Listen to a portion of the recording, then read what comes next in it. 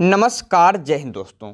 आज के इस वीडियो में हम लोग अध्याय नंबर 8 में पुष्प की अभिलाषा जो माखनलाल चतुर्वेदी द्वारा रचित है, इस पाठ के संदर्भ, प्रसंग, व्याख्या और काव्यगत सौंदर्य को विस्तार से देखने वाले हैं।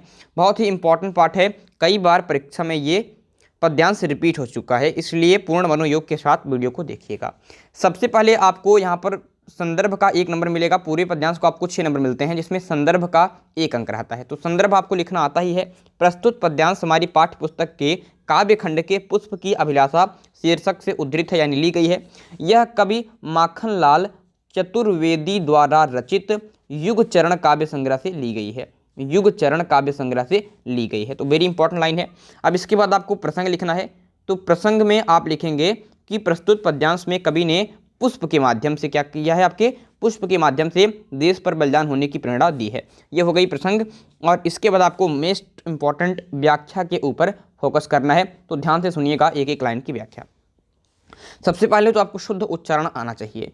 चाह नहीं मैं सुरबाला के गहनों में गूथा जाऊं, चाह नहीं प्रेमी माला में बिंध प्यारी को ललचाऊं, चाह नहीं सम्राटों के सौ पर हे हरि डाला जाऊं, चाह नहीं देवों के सिर पर चढ़ूं भाग्य पर इठलाऊं, मुझे तोड़ लेना बनमाली उस पथ में तुम देना फेंक, मातृभूमि पर शीश चढ़ाने जिस पथ जावें वीर अनेक। तो आइए इसकी व्याख्या समझते हैं। तो यहाँ पर व्याख्या में आप कुछ शब्दों को बढ़ाकर लिखते हैं। सबसे पहले आप लिखेंगे कि कवि माखनलाल चतुर्वेदी या फिर कवि स्वयं को पुष्प मानकर अपनी अभिलाषा, अपनी इच्छा, अपनी कामना को प्रकट करते हुए कहते हैं कि हे ईश्वर, चाह नहीं, चाह यानी कि मतलब होती है कामना, इच्छा। तो हे ईश्वर, मेरी यह कामना नहीं है कि मैं सुरबाला यानी कि देव कन्या के गहनों में यानी कि आभूषणों में गूंथ कर उसके श्रृंगार की वस्तु बनूं। हे ईश्वर, मेरी यह कामना नहीं है, मेरी यह चाह नहीं है कि मैं सुरबाला यानी कि देव कन्या के गहनों में यानी कि आभूषणों में गूंथा यानी कि गूंथ कर उसके श्रृंगार की वस्तु बनूं। चाह नहीं प्रेमी माला में बिंध प्यारी को ललचाऊं। बिंध मतलब होता है आपके, बिंध मतलब भी होता है गूंथ कर, ठीक है। बिंध मतलब भी होता है गूंथ कर, जड़ कर, समझेंगे नहीं, गूंथ कर, ठीक है। प्यारी को ललचाऊं, कह रहे हैं कि मेरी यह भी कामना नहीं है कि मैं एक प्रेमी माला में, एक सुंदर माला में बिंध यानी कि गूंथ कर प्यारी को ललचाऊं यानी कि प्रेमिका को रिझाऊं।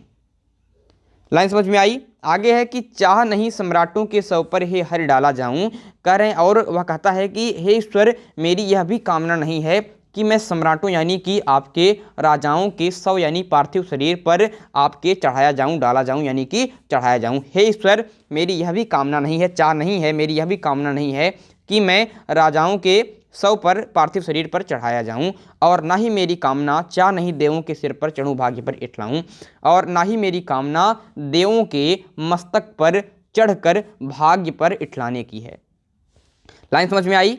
और ना ही मेरी कामना देवों के सिर पर यानी कि देवताओं के मस्तक पर चढ़कर भाग्य पर इठलाने की है, ठीक है। तो ये लाइन हो गई, बहुत इंपॉर्टेंट है। आगे लिखते हैं कि मुझे तोड़ लेना बनमाली उस पथ में तुम देना फेंक, मातृभूमि पर शीश चढ़ाने जिस पथ जावे वीर अनेक।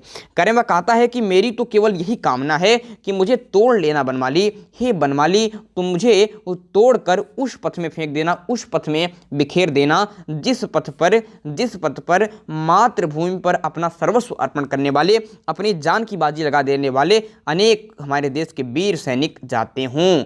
यहाँ पर उसकी कामना ये है कि मैं जो वीर सैनिक जो मातृभूमि पर अपना शीश चढ़ा देते हैं, अपना सर्वस्व अर्पण कर देते हैं, उनके चरणों को छूकर ही वह स्वयं को सौभाग्यशाली व गौरवान्वित अनुभव कर रहा है। और इसीलिए ये पूरी लाइनें यहाँ पर लिखी गई हैं। बहुत ही महत्वपूर्ण लाइनें माखनलाल चतुर्वेदी जी ने यहाँ पर लिखी हैं। शायद आपको व्याख्या समझ में आ गई होगी। इसके बाद आपको लिखनी होती है काव्यगत सौंदर्य। क्या लिखना होता है आपको?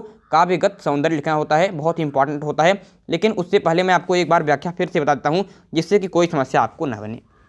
केवल व्याख्या को सुनिएगा। कैसे आप लिखेंगे? ऐसे लिखेंगे, कवि स्वयं को पुष्प मानकर अपनी अभिलाषा प्रकट करते हुए कहते हैं कि हे ईश्वर, मेरी यह कामना नहीं है कि मैं किसी देव कन्या के आभूषणों में जड़कर उसके श्रृंगार की वस्तु बनूं, और ना ही मेरी इच्छा किसी सुंदर माला में जड़कर प्रेमिका को रिझाने की है। वह कहता है कि हे ईश्वर, मेरी यह भी कामना नहीं है कि मैं किसी राजा के पार्थिव शरीर पर चढ़ाया जाऊं, और ना ही मेरी इच्छा देवों के मस्तक पर चढ़कर भाग्य पर इठलाने की है। वह कहता है कि मेरी तो केवल बस यही कामना है कि हे बनमाली, तुम मुझे तोड़कर उस पथ में बिखेर देना, फेंक देना जिस पथ पर मातृभूमि पर सर्वस्व अर्पण करने वाले हमारे देश के अनेक जाबाज वीर सैनिक जाते हों। वह जाबाज वीर सैनिक के चरणों के स्पर्श से ही स्वयं को सौभाग्यशाली व गौरवान्वित अनुभव कर रहा है।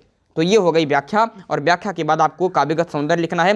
काव्यगत सौंदर्य में आपको सबसे पहले लिखनी होती है कि किस भाषा में ये कविता लिखी गई है। तो आप लोग देख रहे हैं कि भाई ये खड़ी बोली में लिखी गई है। किस बोली में? आपके खड़ी बोली में, और बहुत ही सरल भाषा है।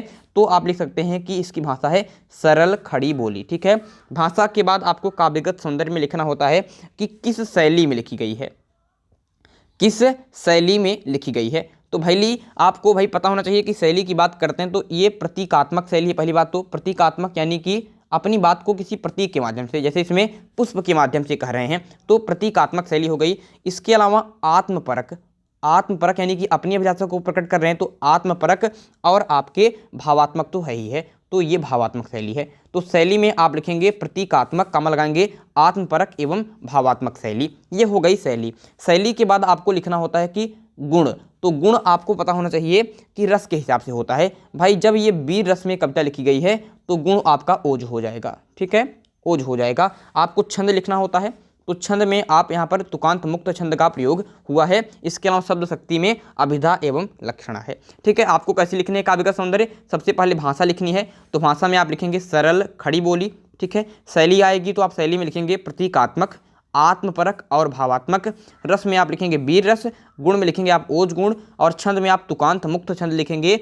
शब्द शक्ति में लिखेंगे अभिधा एवं लक्षणा। इसके अलावा आपको अलंकार लिखना होता है, और अलंकार आप स्वयं ही पहचान सकते हैं। इसमें अनुप्रास अलंकार है, आप देखिए कहाँ कहाँ पर। ध्यान केंद्रित कीजिए। चाह नहीं, ठीक है, देख रहे हैं हा वर्ण की पुनरावृत्ति यहाँ पर हो रही है चाह नहीं में। ठीक है। प्रेमी माला देख रहे हैं, मामा, ठीक है, माँ यहाँ पर, माँ यहाँ पर। ठीक है। माँ वर्ण की पुनरावृत्ति हो रही है। लेना बनमाली, ठीक है, यहाँ पर देखिए कि ना वर्ण की पुनरावृत्ति यहाँ पर हो रही है। ठीक है। ना वर्ण की पुनरावृत्ति यहाँ पर हो रही है लेना बनमाली में। और यहाँ पर बात करते हैं जावे वीर में, आपके यहाँ पर देख सकते हैं जावे वीर में व वर्ण की पुनरावृत्ति हो रही है। तो आप ऐसे लिखेंगे अलंकार, फिर डालेंगे अनुप्रास अलंकार, अनुप्रास अलंकार।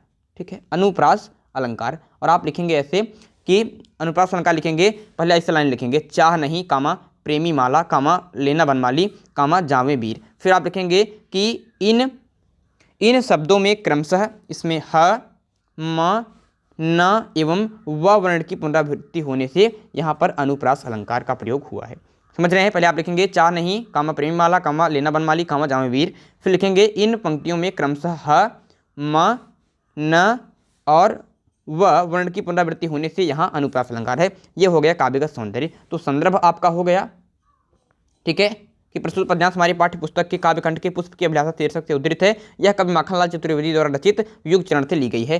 प्रसंग आपका हो गया कि प्रस्तुत पद्यांश में कवि ने स्वयं को पुष्प के माध्यम से, ठीक है, प्रस्तुत पद्यांश में कवि ने पुष्प के माध्यम से देश पर बलिदान होने की प्रेरणा दी है। व्याख्या बहुत ही विस्तार से 2 बार मैंने बता दिया।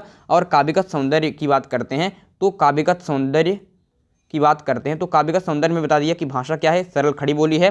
ठीक है। शैली क्या है, तो शैली आपकी प्रतीकात्मक, आत्मपरक तथा भावात्मक शैली है। गुण क्या है, ओज है, रस वीर है, छंद तुकांत मुक्त छंद है, शब्द शक्ति है, अभिधा एवं लक्षणा। अलंकार में अनुप्रास अलंकार है, और कहाँ कहाँ पर है, कैसे कैसे है, वो मैंने दिखा दिया जिससे कि आपको याद ना करना पड़े, सारी लाइनें समझ में आ जाए। छोटा सा वीडियो था, इंपॉर्टेंट लाइनें हैं। 2015-2013 में ये लाइनें आपके ये पद्यांश आ चुके हैं, इसलिए इसको ध्यान से देखिएगा। और हिंदी के ऐसे ही वीडियो देखने के लिए हमारे चैनल को सब्सक्राइब कीजिए। हमारे ऑफिशियल नंबर 9580482638 पर संपर्क करके और भी स्टडी मटेरियल प्राप्त करें। चैनल को सब्सक्राइब करके फ्रेंडों के साथ भी अवश्य शेयर करें।